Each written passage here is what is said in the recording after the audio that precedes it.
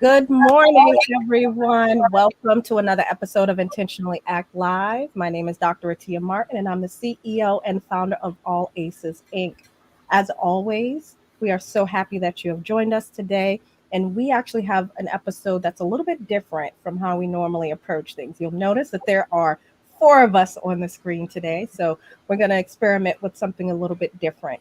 And in the spirit of collective care and in the spirit of us being able to tell our own stories, I am going to share how I'm doing today. I'm going to pass it over to my colleagues who have joined us from the Mastermind program, and they will be helping us to have an amazing conversation about COVID-19, what's happening with diversity, equity, and inclusion. And our focus is on racial equity and social justice. And so how all of that is coming together in our organizations, in our communities, and if you are on social media, please feel free to put your questions and your anything that moves you, all of those things into post in social media and at us. So that's we'll post up on the screen all of the different handles and all that good stuff. All of that said, I'm going to pass it over to Dr. Pieta Blakely, who is going to introduce herself and her team. Good morning. Thanks for having us. I'm Pieta Blakely, and I am the founder and principal of Blakely Consulting. And myself and Cynthia and Rebecca, we have a show called Coffee Time with Masterminds. We've been talking to leaders of mission-based organizations about managing through COVID for a year. In fact, today is our anniversary.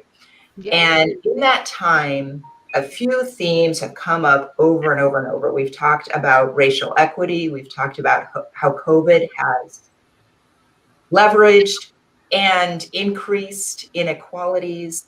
We've talked about the idea of self-care and some of the problems that we have with people self-caring their way through a pandemic. And we started to picture like what the more equitable and more sustainable and more resilient post-COVID future could look like.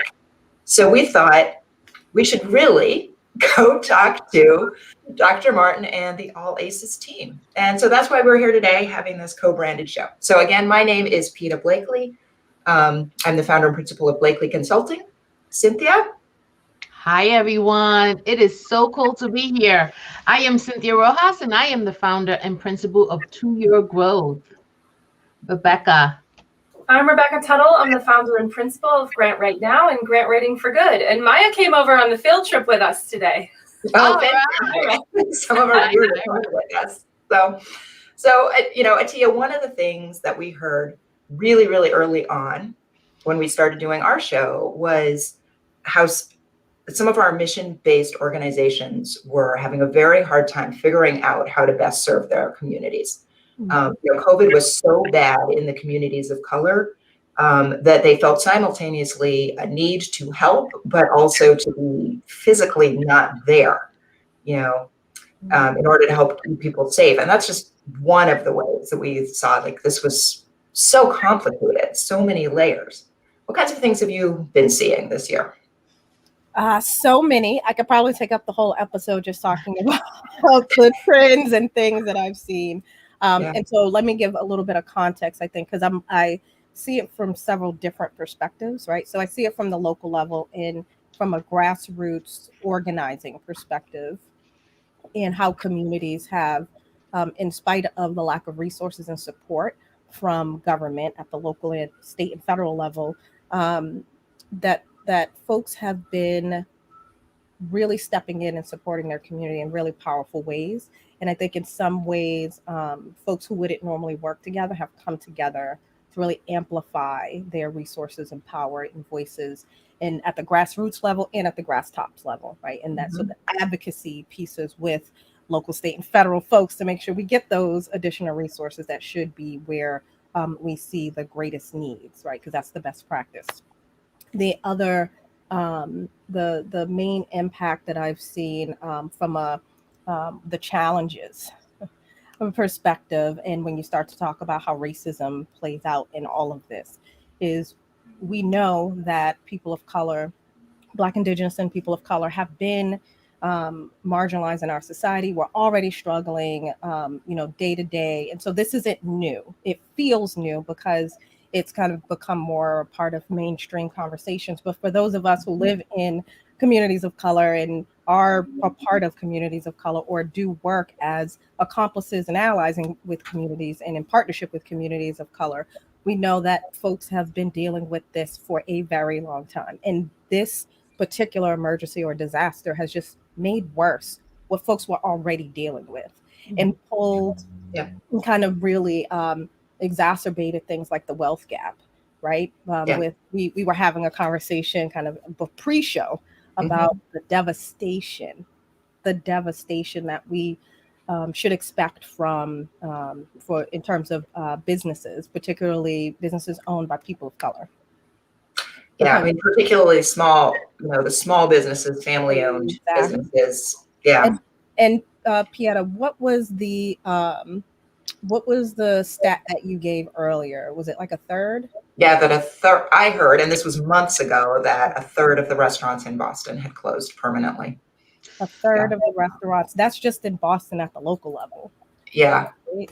And so if that's all businesses, then we know it's always worse for communities of color. And so who knows what that looks like. The other piece is we've seen also some innovation happening at the local, state, and federal level. Like we've done things that we said couldn't be done. Right? We said, oh, we could, you can't work from home and for that job. And apparently you can for more jobs than we imagined. We've done things like remote schooling. And then the layer that sits under all of those things is those existing inequities that then make some of that difficult for people. So the lack of access to technology and broadband. Exactly. So the last thing I'll say on this point is from a racism perspective, the pattern that I have consistently seen play out is what you can expect, which is as people are advocating and saying, we need more resources, we need to be doing this differently. We've also seen this knee-jerk response of denial, defense. Look at what we've already been doing. Aren't you grateful for what we've already invested in your community up to this point? And why aren't you more grateful? Why are you complaining? Is the message. No one says that explicitly, but that's the tone that is taken as if what folks are asking for is a favor versus for folks to actually do their jobs and leverage the best practices and be in real relationship and partnership with community. That's interesting you say that, Dr. Martin, because my world is philanthropy and grants and fund development, and we're seeing so many opportunities come about, and it is in response to all of the chaos that's going on around us. And one of the things that I tell my clients and students and everyone all the time is that this funding should not be temporary because it's in response to chaos and these difficult conversations. We have to have these resources stay permanently. And so don't stop fighting for them to remain. This isn't a trend that's going to go away. This is something that this funding should have come long ago. And now that it's here, we have to fight for it to stay and then fight to increase it. And I think the more we have conversations, coming on your show, thank you for the invitation today. The more we have conversations like this, I think people who say, oh, you just want attention or whatnot, I don't think they really understand or they're hearing the messaging yet. And how can we tap into the messaging more?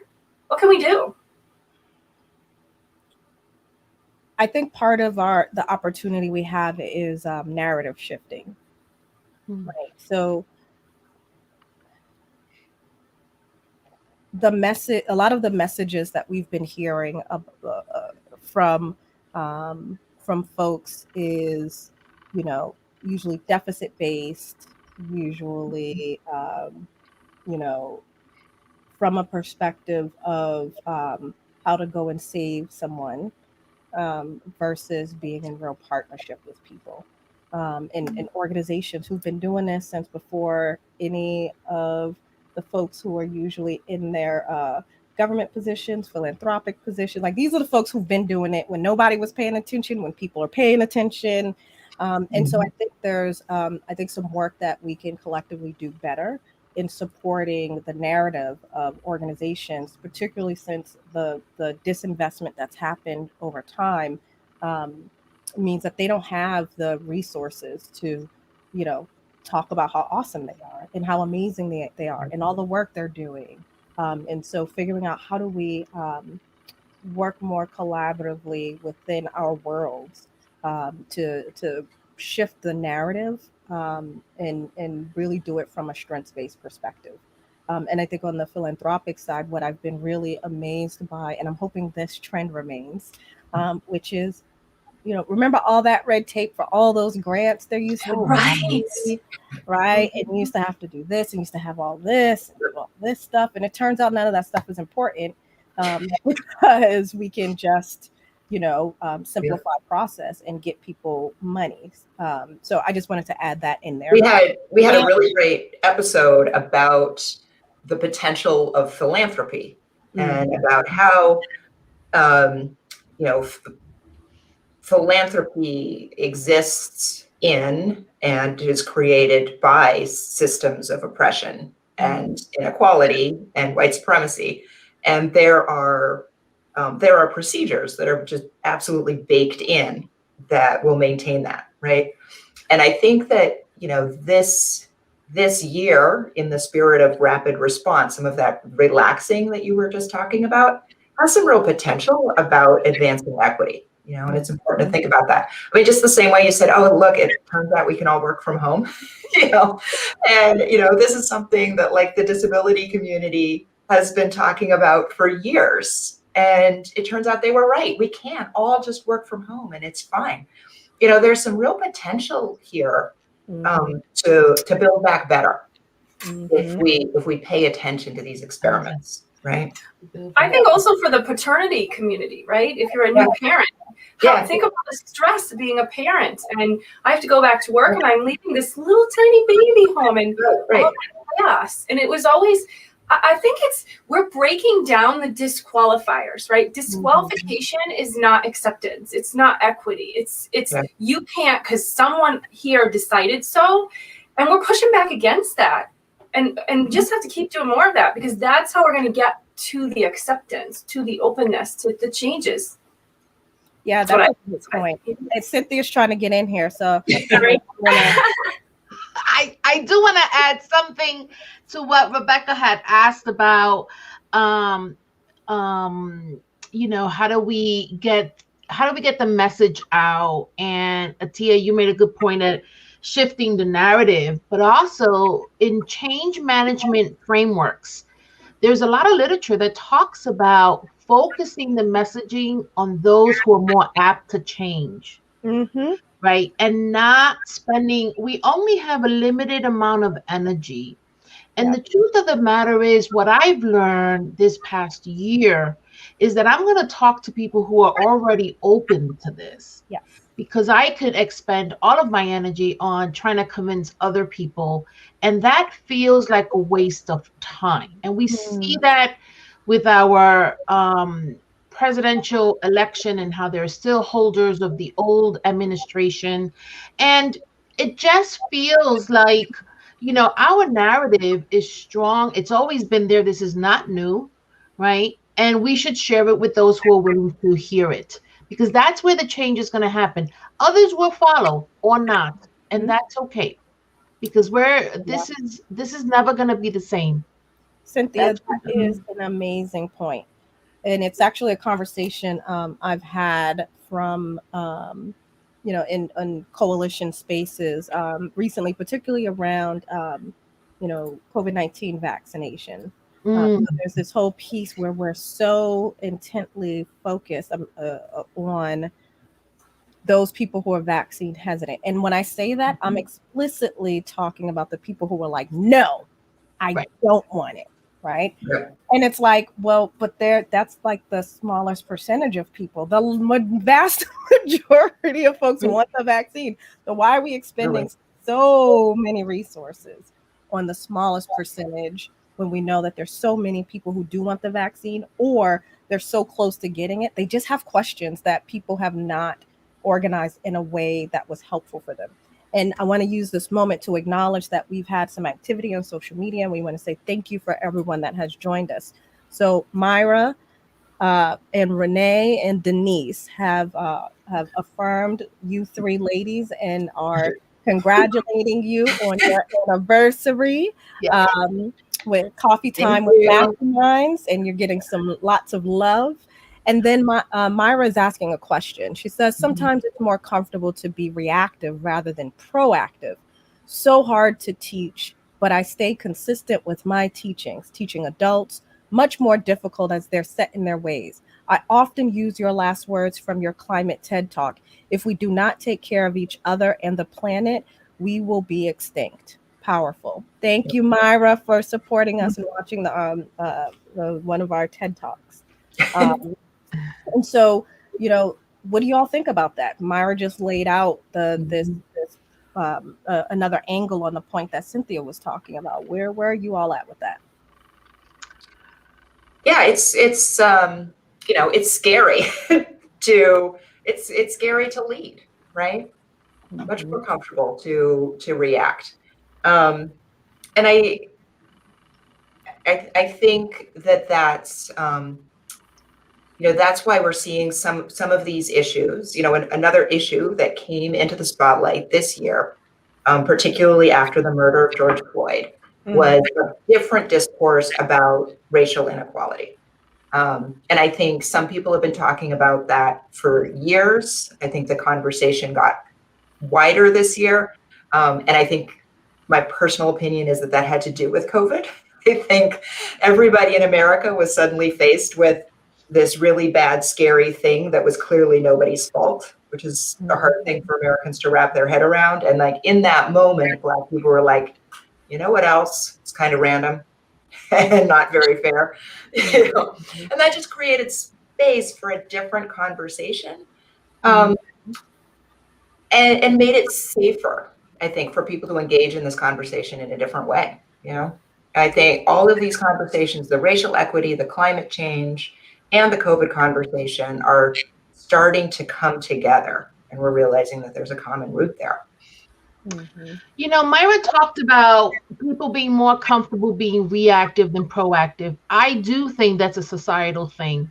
We've gotten so busy and so crazy that we're just responding, right? One of the shifts that we're going to see in year 2 of the pandemic is that we do have some space to be proactive. We have some idea of what's coming down the pipe. We know we're not going back to normal.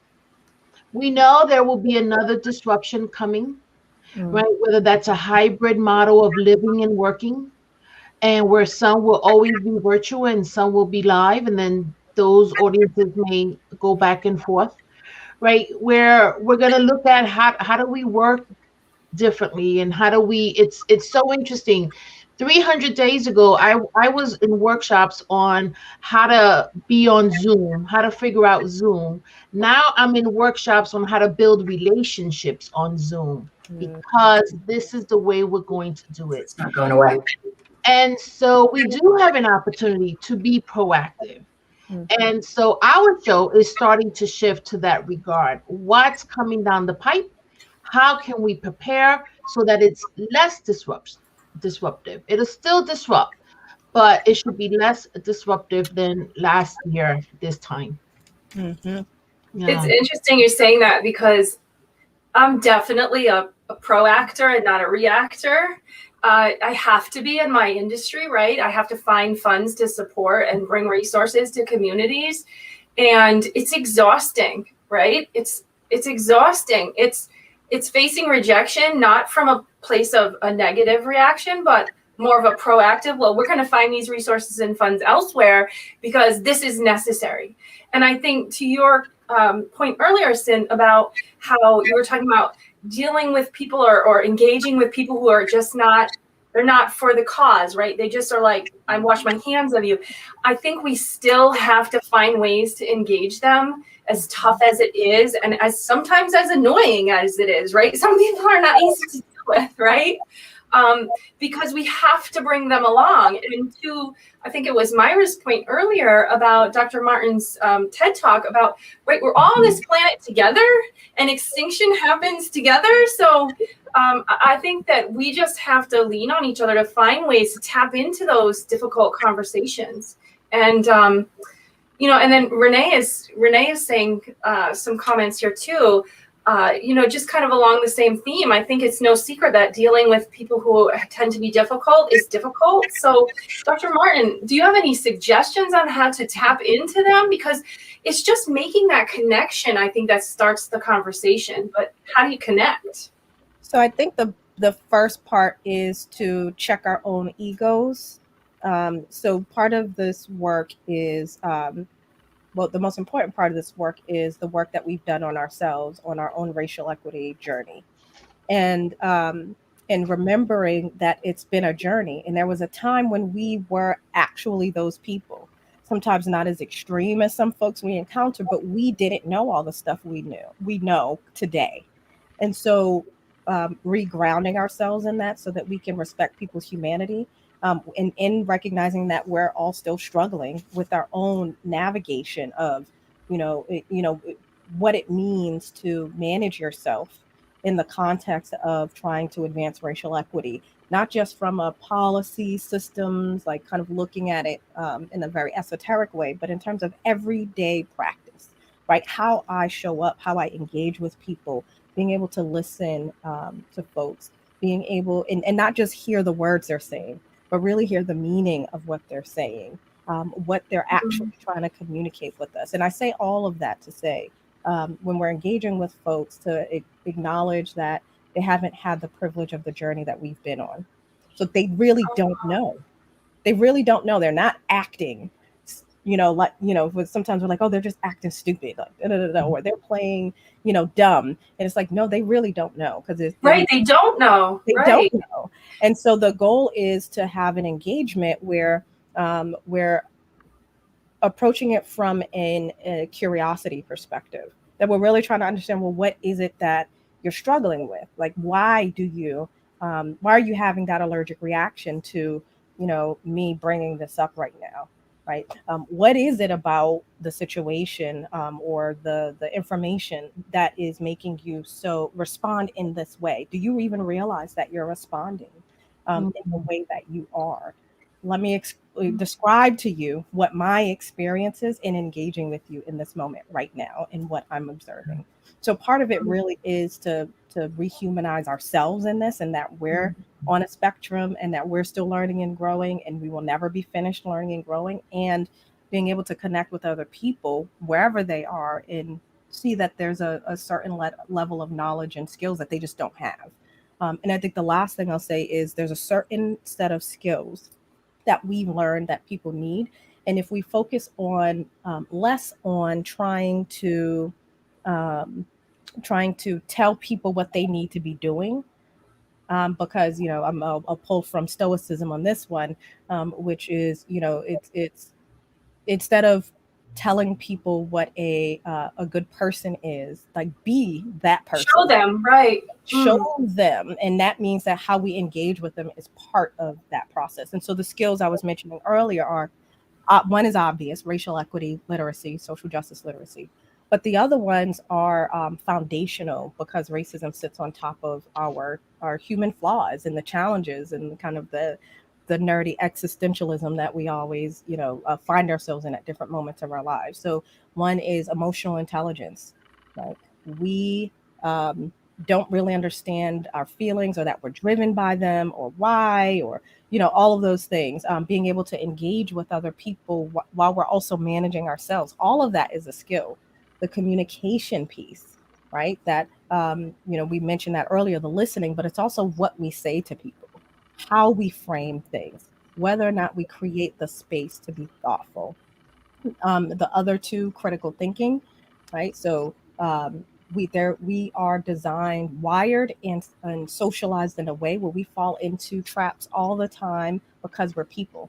And so without having that critical thinking skill, we are inevitably going to do something that will have a negative impact on somebody else that reinforces racism.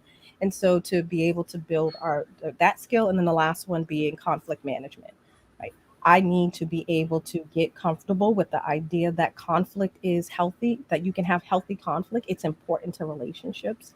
And it's the clarifier that helps us to understand, oh, this is how I need to engage with you, and this is how you need to engage with me. And as a Black woman in particular, I recognize that, there's an extra burden on my shoulders to do it particularly well, because I understand when people engage with me, the lenses and filters that they're seeing me with, and how they're going to interpret certain things I say.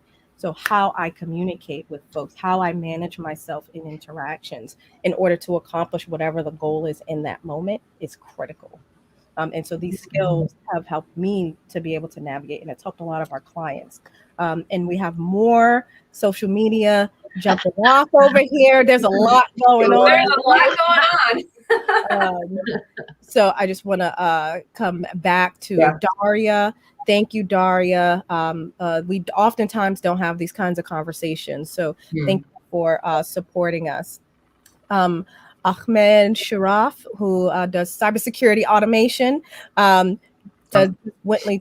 recently went through a course, and that they said not to spend $50,000 to receive $50,000 without military experience or political representation, and that he sees the entire process as a sham and a gating process to steal small business concepts.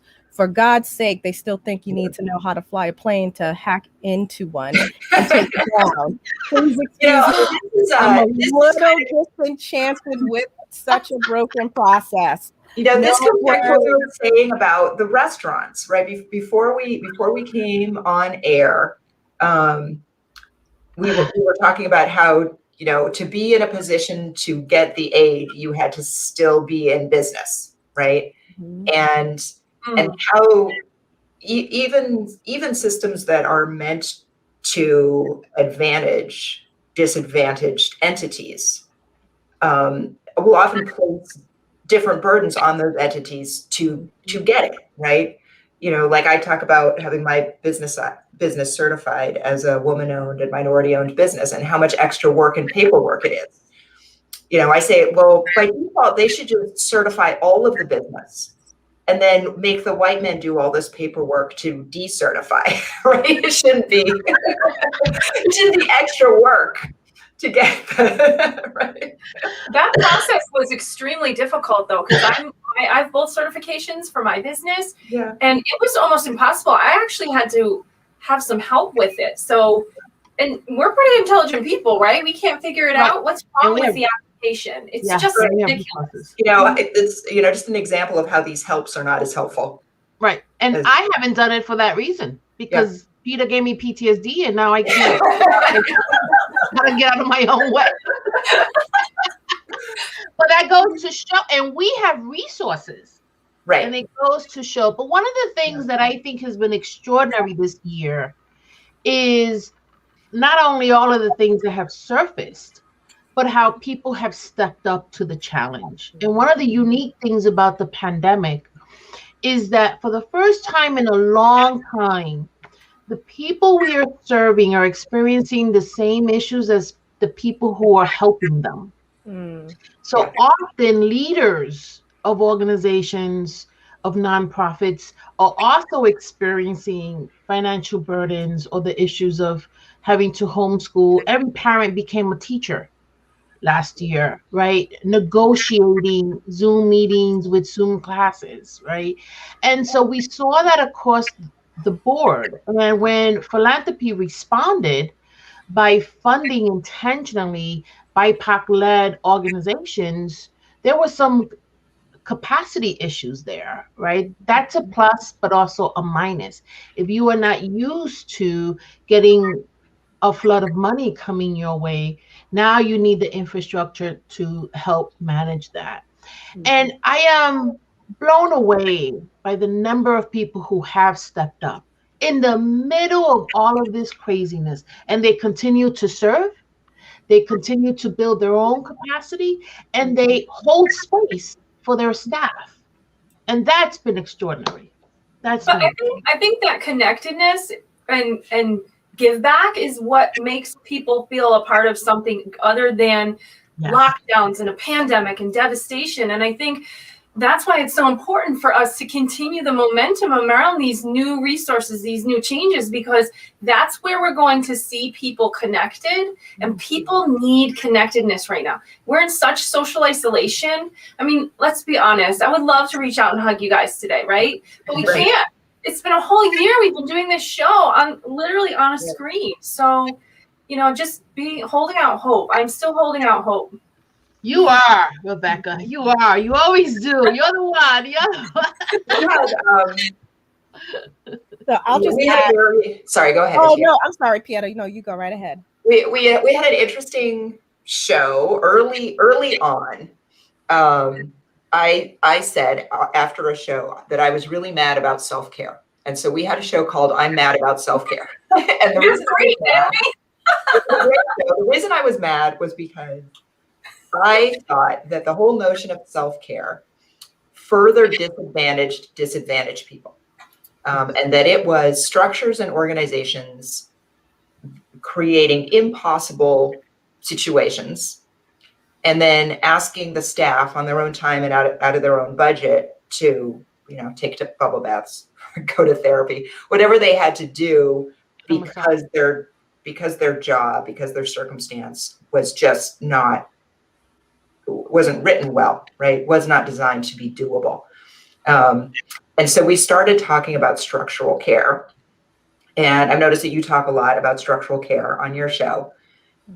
How do you think our new awareness, right? We're all in each other's houses all the time, so we can't pretend that people don't have families, right? And kids. Like our ideal worker myth, I hope, is dead for the last time. What's the promise here about bringing more structural care to workplaces and other kinds of organizations? Thank you for that question. It actually dovetails nicely with what Edmund Norton shared from LinkedIn around kind of mental health and the long-term implications of COVID-19. So I think I want to reframe one piece. Well, one piece of clarity and one reframe. So one is, for our usual watchers, structural care is parallel to all ACEs collective care that we talk about often. And so self-care really is a dangerous notion, not because it's not helpful, but because of how it's used as a weapon. Yeah. And so what happens is organizations put the burden on individuals to try to take care of themselves. And that's not good for any of us, right? And we know that the structural problems, the process problems, the culture problems of organizations disproportionately burden BIPOC, right? They disproportionately burden people of color. And so we're bearing that disproportionate burden of something that is fundamentally flawed for anyone. Why? And having less resources to do self-care. Less free time, less extra space in our house. Right. So, and I'm just reframing, the piece I'm reframing is how we even think about self-care, right? Is that it's not something you do episodically, right? And within the umbrella of collective care, it's this idea that we need organizations and the people we work with to be creating the space for us to be who we are in the workplace, creating the space for the fact that we have real lives and real problems going on, and that impacts our ability to show up fully. And when we don't create the space for people's humanity in the workplace, it displaces the work. It's going to impact it anyways. So we might as well engage with folks in these very real ways that allows them to feel like they've been heard, like people really care about them, that they have folks who are going to not going to punish them for admitting that they're struggling with something, right? And so from a collective care perspective, creating the kind of environment where we're checking on each other. And it's not just about me and my care, it's about our care, right? In that we're in relationship with each other in the workplace. And in fact, we spend most of our time there. And so the more unhealthy a workplace is, the more unhealthy we're going to be as human beings, because that's where we spend most of our time. Last thing I'll say on this is from a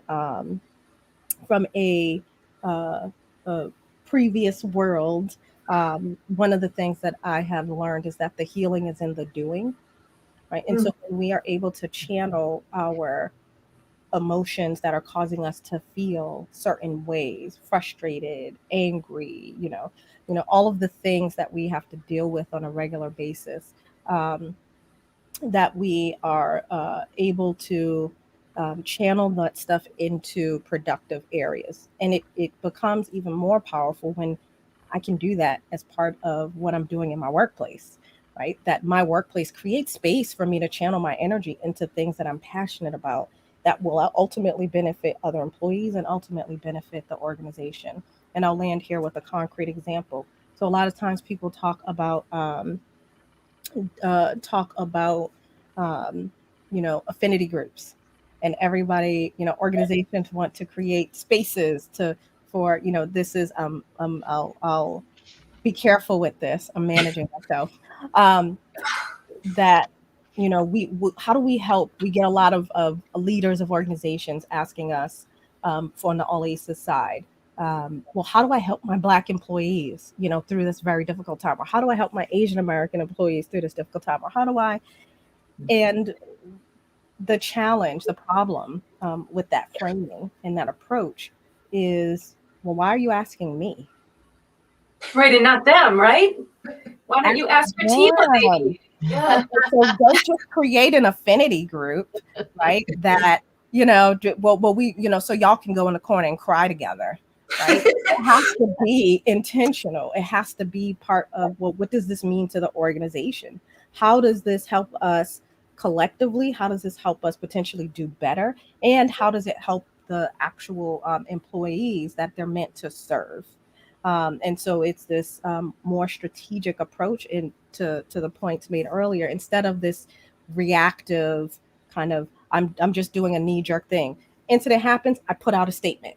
There, we've done our racial equity role, right? And, Right. We're talking about being more intentional, being more proactive, because racial equity and social justice have never, ever, ever in the history of history happened by accident. Mm-hmm. But don't you think it goes with being able to have open and honest conversations and build trust? I see toxicity in the workplace, divide in the workplace, because there isn't honesty and trust. And until we build those into our normal routines in the workplace, right, as those core behaviors, honesty and trust are good things. They should always be there. I don't think we're going to see a lot of what we're talking about happen yet. And why isn't there trust? Why isn't there honesty? And I think that that's really where people should start, right? Is letting people know, I'm here for you. I'm trusting. I want you to trust me, and find out why there's no trust. Because you can say all the right things and do all the right things, but until you actually build that trust in, it's just going to be another day. Tomorrow it happens again, right? I think humility also plays a role here. I find that, there is space for forgiveness. And when you have that space, honesty can surface. I live with a Gen Zer, and I get a lot of things wrong. And she calls me on it. Oh my, I will say one word and she's like, what did you just say? Did you just say that? I'm like, oh my God, what did I say? Right? And she teaches me, right, about things that my generation didn't tackle with, things about gender and sexuality and just how they see the world and all these things. But the reason why she can be honest and I can be honest is because she gives me the space to say, I don't know what that means. So I didn't realize I said something wrong. And so I think that energy is also needed in the conversations of justice, because we do need to build that trust. You're right, Rebecca. We're still too guarded. We're too guarded. But I want to be clear here though. The trust isn't, and honesty isn't like, well, this is the way it is because you all weren't honest with us, right? That's not at all what I'm saying. I'm saying this is not a trusting, honest environment or place or space. How can we all decide what trust and honesty is and looks like so that we can make it more trusting and honest here, right? Everyone has a role to play. So I just want to be clear about that, because it isn't anyone's or any group's fault it's like that, right? And I don't have those answers, so I'm not here today thinking, trying to say that I know that, but I'm just saying that that's where it starts, right? Everybody just wants to feel loved, right? They want to feel accepted. Everybody, that's inherent within us, right? And so if we start there, you really can't go wrong. Can't go wrong if you come from a good place. Thank you for bringing that up, Rebecca. I want to highlight something that Mona Roy said, because honesty and trust is risky when you're in a vulnerable group. And I want to tackle this head on because there's, honesty and vulnerability are kind of two pieces of that go into trust, right? There's more to it than that, and there's some research where a number of different researchers from around the world have said, here are the specific things that go into trust.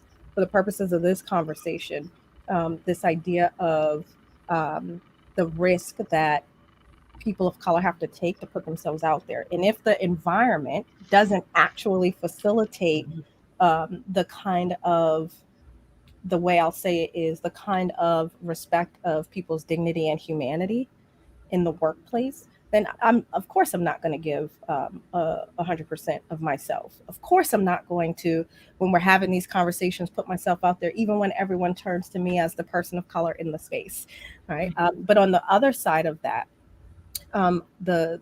this whole idea of how do we create that kind of trust in spite of these bizarre social dynamics that we've created that don't make any sense.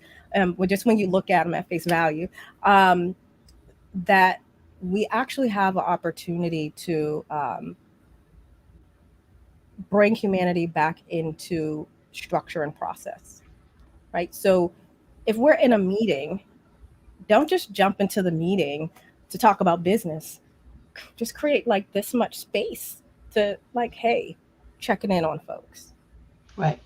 What's going on with you? Not everything all right, because if you say everything is all right, then you're kind of emoting to folks, everything's all right, right?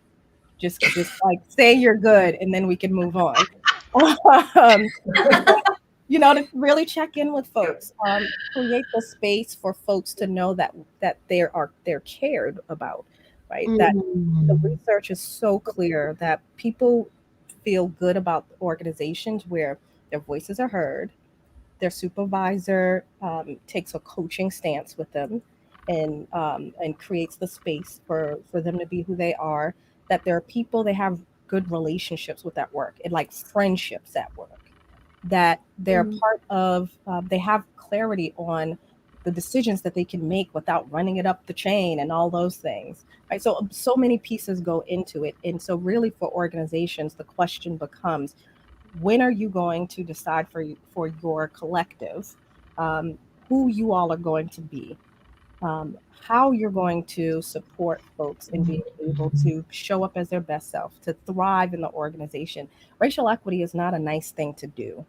It's an imperative to having a healthy organization, because what you're really doing is swimming upstream to the root causes of the problems that are disproportionately burdening BIPOC in organizations because of racism.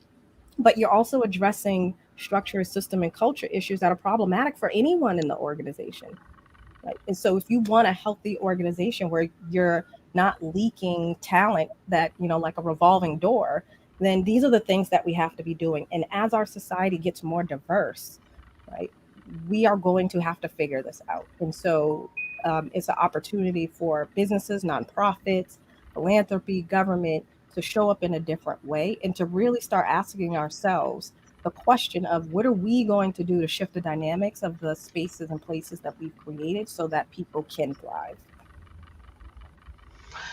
I love that. I wrote it down. Who are we going to be, and deciding this together, right, is where organizations can start. Instead of leading with, we have to put out a comment, we have to appear more equitable, we have to hire more people of color. How about starting with who do we want to be, and then going from there? I love that. Thank you. Thank you. But that's because that's a task list, right? Right. As you're listing, that's a task list. That's right.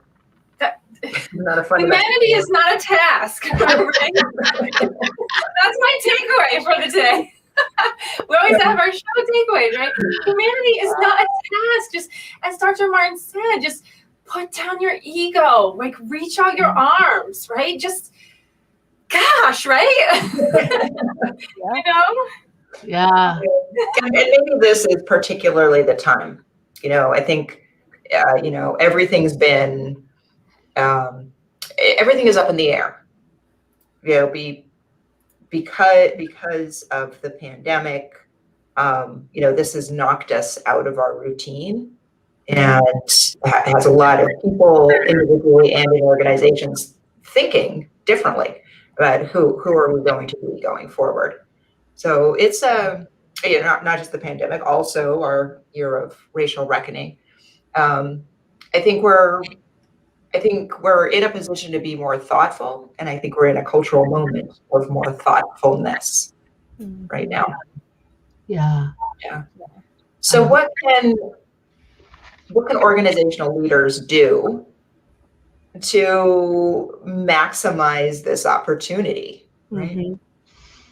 Yeah, I think it's funny because as much as people are getting Zoom fatigue, there are ways to leverage it to shift the dynamics of how we engage with each other, right? And there's something in some ways, sometimes it can be more intimate than in-person spaces, and so for organizational leaders to seize the opportunity to help folks build better relationships with each other. Again, I keep going back to the research. The research says that when folks have better relationships in the organization, they actually do better work. They do better work. Like none of this stuff is rocket science. It's a lot of stuff we know intellectually, but in practice, we tend to fall into the pattern of the well-worn paths that we've always been on. And by virtue of just staying on those status quo paths, we reinforce inequities without meaning to do it. And so for leaders, part of this is, as I said earlier, about managing yourself, right? As we're under a lot of pressure when we're in leadership roles to have all the answers, right? We think we have to have all the answers because that's what, business school said. I'm supposed to have all the answers and I'm supposed to be able to run an analysis and do all this stuff and magically pop out of an algorithm like the answer. And that's not how real life works. Right. Because the people dynamic is missing, the humanity is missing. And so for us in leadership roles, managing ourselves to have some humility to Cynthia's point earlier, to be able to know that we don't know everything. And in fact, we hired a bunch of amazing people who do know a lot of stuff that we don't know. And we should be tapping into their expertise. Mm-hmm. And both their technical expertise to get the work done, but their context expertise as employees in the organization who are closest to the work and can give context on the real kind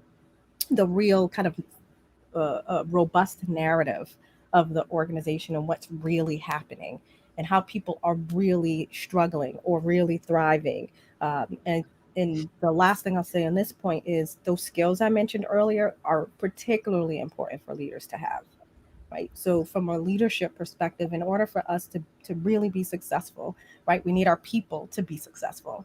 And that means that we have to be able to engage them in ways where, again, they feel heard and they feel like they have, and not just that they feel like, but there actually is some space for their choice and their voice in what's happening around them that's impacting them. That's how oppression works, right? Oppression works when we don't actually give people the ability to make choices about the things that are influencing them, right? And so we as leaders have to do a better job of that, which requires a whole nother way of us showing up, which requires us to take a coaching stance instead of a supervisor stance. It requires us to be vulnerable, right? So the comment earlier from Mona Roy was, it's really hard for BIPOC to be vulnerable. It's hard for all of us to be vulnerable, especially BIPOC. And so leaders have to do the hard work of also being vulnerable. So which requires that humility, that humanity, and being willing to put in the extra work that it takes to shift the dynamics. So we have a bunch of comments on from social media, and I just want to acknowledge some of the folks who've been kind of contributing to the conversation, and maybe some folks who we hadn't acknowledged before.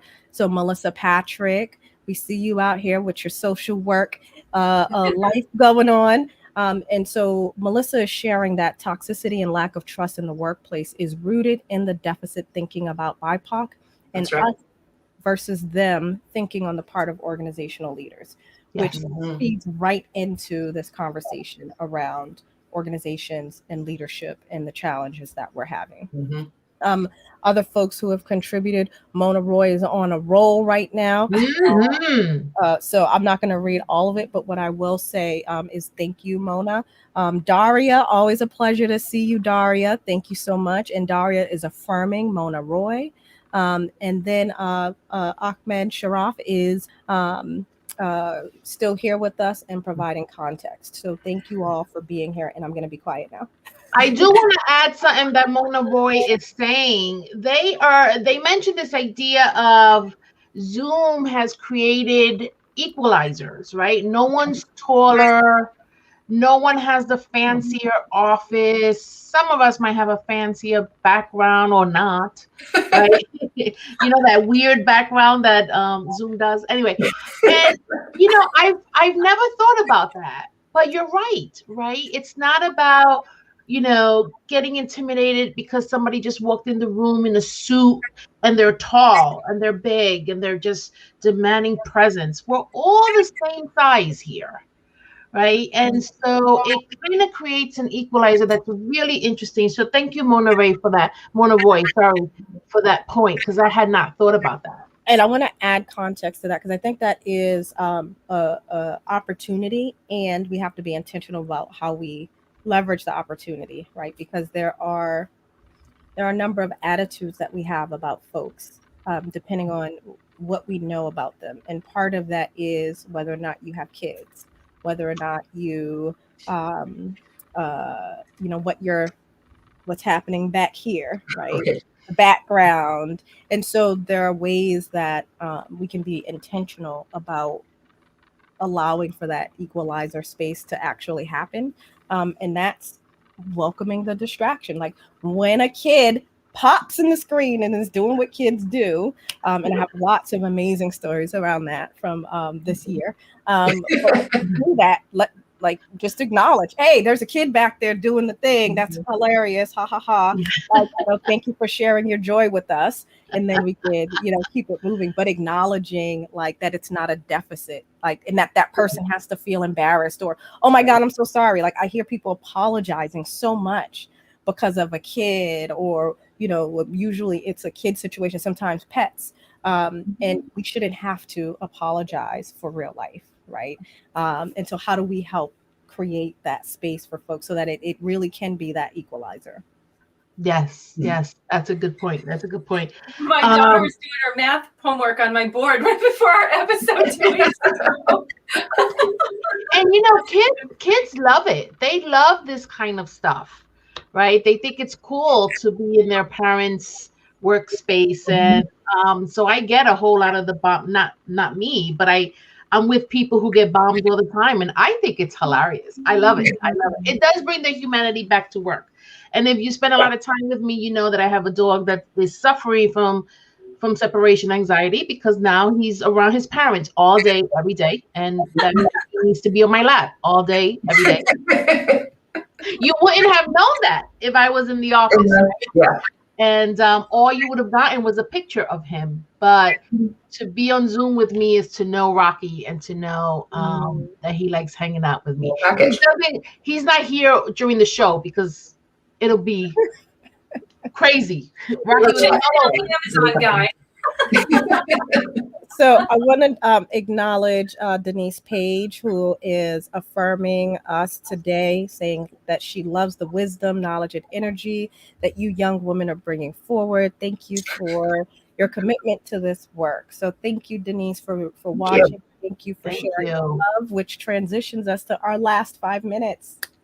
Wow. How fast that went. Yeah.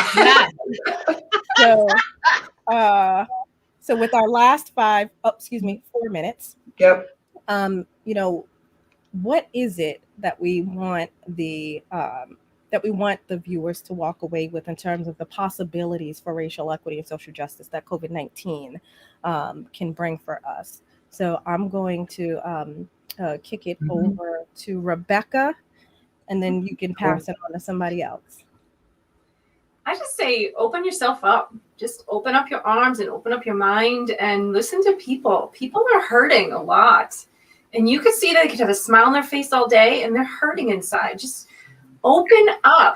Like as you said, Dr. Martin, vulnerability, that's important right now. And create that safe, trusting space.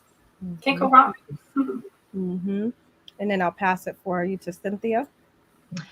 So for me, this has been a year of possibility, right? We have the potential to do so much differently and better. There may not be another moment like this.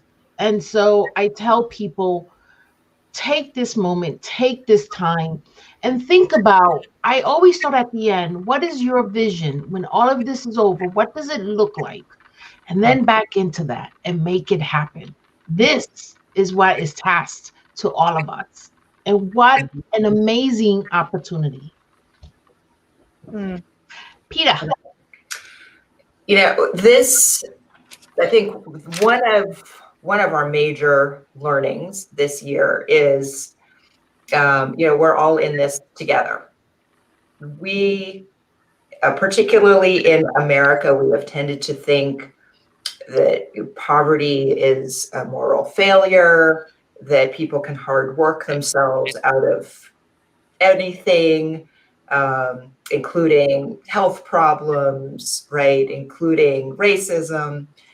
And this year we were all confronted with the reality that things happen and people don't have control over it. And this is a tremendous opportunity for us to do better, to really think about how we as a country and how we as communities can be better and healthier and stronger and more resilient if we abandon our us and them thinking and focus on building something collectively.